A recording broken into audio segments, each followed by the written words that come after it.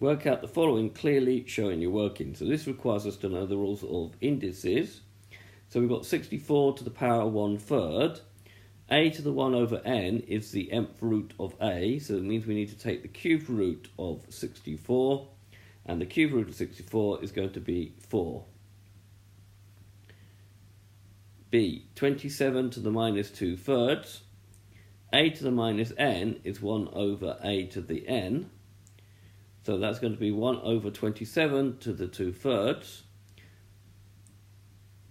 Now, a to the 1 over n means take the nth root of a. So the nth root of 27 is going to be the cube root of 27, but we've still got that little 2 there, so we need to square it. Now, the cube root of 27 is 3, so this becomes now 1 over 3 squared, because we still have that squared sign out there, and 3 squared is 9, so we've got one final answer as 1 over 9.